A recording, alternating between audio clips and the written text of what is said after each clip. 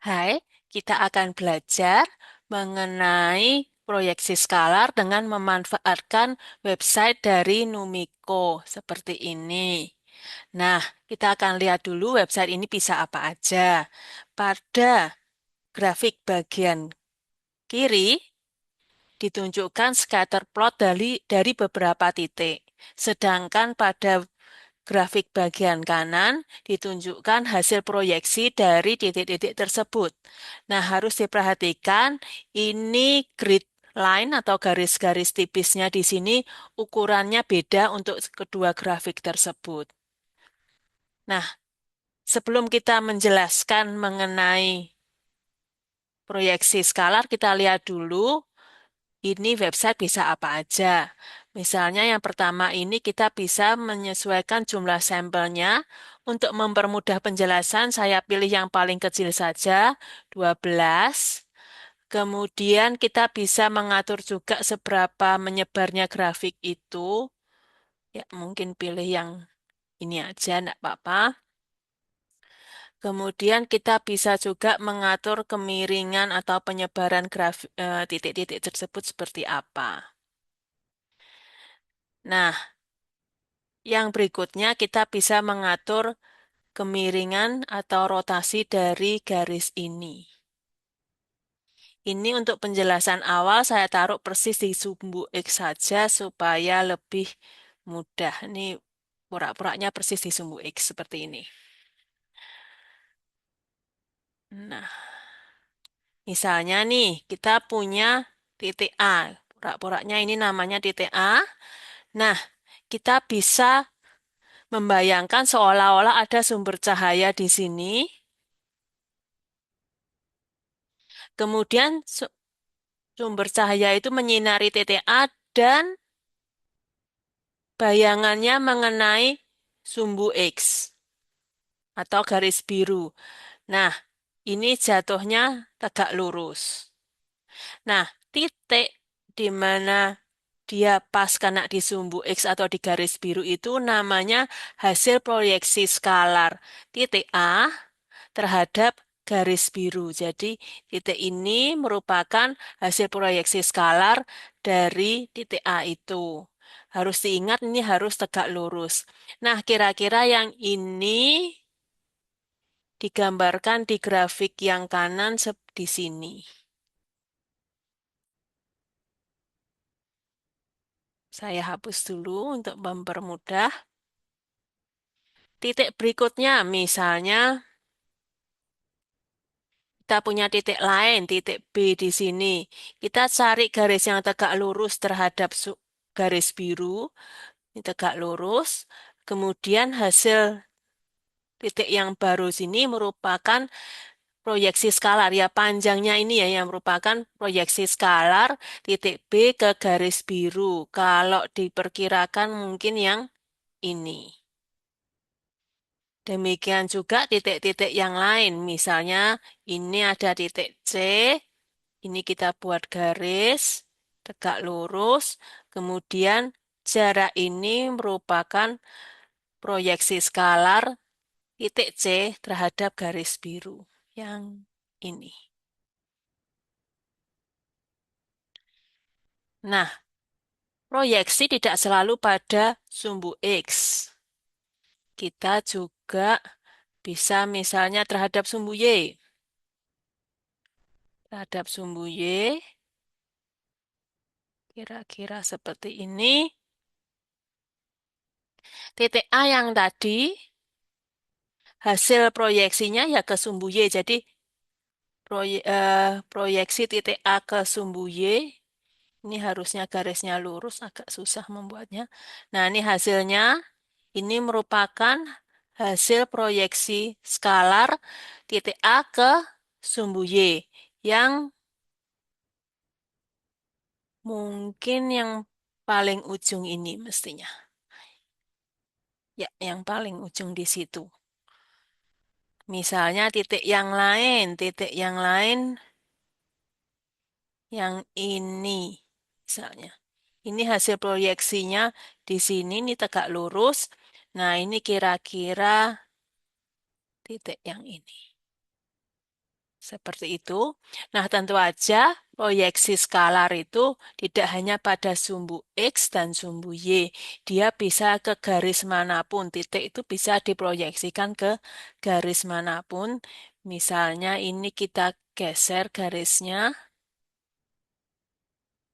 seperti ini misalnya. Ini aja. Kemudian untuk menghitung proyeksi skalar misalnya dari titik yang terjauh ini anggap aja titik D gitu. Kita cari garis yang tegak lurus. Jarak dari titik original terhadap titik ini namanya proyeksi skalar yang kemungkinan besar adalah jarak ini, jarak titik itu. Kalau yang lain misalnya titik ini juga tegak lurusnya di sini, ini proyeksi skalarnya kemungkinan yang ini, ya, yang itu. Seperti itu. Nah, dengan website ini kita bisa melihat hasil proyeksinya misalnya nih. Ntar kita pilih titik yang ini, kemudian muncul oh hasil proyeksinya di situ. Kita pilih titik yang lain, klik gitu aja. Proyeksinya yang merah di sini, yang ujung sini proyeksinya yang di sini. Ini proyeksi yang dekat sekali dengan titik original yang ini gitu. Kemudian kita bisa misalnya nih kita pilih garis yang titik yang ini aja. Proyeksinya ini kita ubah garisnya. Nah, hasil proyeksinya agak berbeda sedikit, tentu aja karena garisnya diganti. Ini ke sumbu X-nya seperti ini, kemudian ke sumbu ini negatif karena kebalikan positif sama negatifnya letak sumbunya seperti ini. Kemudian kita bisa gerakkan, oh kalau titik itu diproyeksikan, dia berpindah-pindah sama seperti yang terlihat di grafik sebelah kanan. Kita coba yang titik agak jauh, ini bisa ya dia bergerak sangat jauh seperti itu. Satu lagi mungkin yang ini. Nah, eh, ya, ya seperti ini.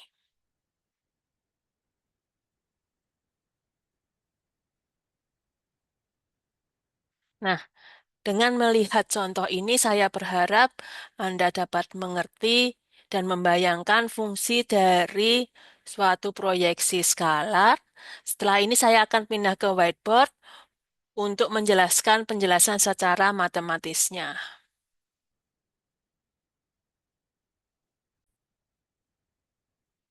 Nah, ini saya sudah punya whiteboard. Ini pura-puranya kita punya vektor yang searah dengan sumbu X, kita beri nama Y gitu. Kemudian vektor yang lain namanya X. Nah, ini menggambarkan kayak titik yang di tadi kan vektor juga bisa menggambarkan suatu titik ya jarak dari terhadap sumbu originalnya gitu. Jadi X-nya seperti titiknya, sedangkan vektor Y-nya seperti garis tempat kita memproyeksikan titik tersebut. Saya ganti warna sebentar. Nah, proyeksi vektor proyeksi vektor X ke vektor Y, seperti tadi kita buat suatu garis tegak lurus, kemudian jarak ini namanya hasil proyeksi skalar titik X terhadap garis atau vektor Y. Ya, bisa juga vektor X terhadap vektor Y. Misalnya kita beri nama alfa gitu ya. Nah, seperti mungkin yang pernah dipelajari di fisika, alfa, misalnya ini merupakan sudut theta, alfa ini merupakan panjang X cos theta. Saya ganti warna dulu. Nah, pada aljabar linear kita sudah pernah belajar tentang perkalian titik. X dot Y, atau kadang-kadang ditulis X Y dengan kurung segitiga gini, atau bisa ditulis juga X transpose Y. Nah, perkalian titik ini hasilnya adalah suatu skalar yang bisa dituliskan rumusnya panjang X, panjang Y, cos theta. Nah, kita perhatikan kedua rumus ini cukup mirip, sehingga kalau kita ingin mencari berapakah alfa, kita bisa memanfaatkan perkalian dalam tersebut. Misalnya ini, perkalian dalam ini kalau saya bagi dengan panjang Y akan jadi alfa ya. Jadi kita tulis alfa adalah panjang X, panjang Y, cos theta dibagi panjang Y. Yang bisa ditulis sebagai perkalian dalam dibagi dengan panjang Y. Ini misalnya nih, saya memilih Y tadi suatu vektor misalnya 5, 0. Ya, karena X-nya 5, Y-nya 0 ya. Kemudian yang X ini misalnya saya pilih angka berapa ya? 2, 1 gitu. Misalnya seperti itu. Nah, perkalian dalam X transpos Y bisa dikerjakan seperti ini. Kemudian 2 kali 5 adalah 10. 1 kali 0 adalah 0. Sehingga kalau dijumlahkan jadi 10. Sedangkan panjang Y,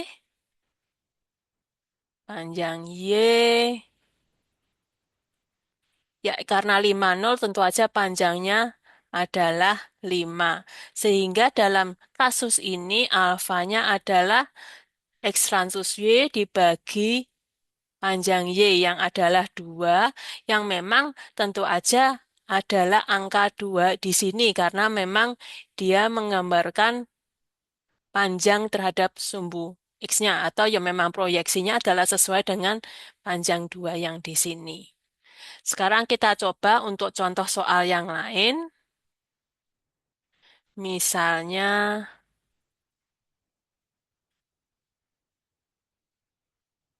kita gambar ya di sini aja coba ya. Misalnya kita mau soal yang lain di sini aja nggak apa mungkin X-nya 1,1, Y-nya 2,1. Gambarnya agak bentar-bentar biar cukup. Gini kira-kira. Ya, X ini Y ya. Jadi X-nya 1,1, Y-nya ini mungkin agak kepanjangan ya 2,1 enggak apa-apa. Ya. Kemudian hasil proyeksinya kita buat garis gini tegak lurus. Nah, hasil proyeksinya ini misalnya kita kasih nama alfa seperti tadi, alfa yang hijau untuk kali ini. Nah, hasil proyeksinya adalah X transpos Y berarti 1 dikalikan 21 seperti ini dibagi panjang Y. Kalau panjang Y dalam kasus ini 2 kuadrat plus 1 kuadrat. Nah, perkalian dalamnya 1 kali 2, 2. 1 kali 1, 1. Dibagi akar 5.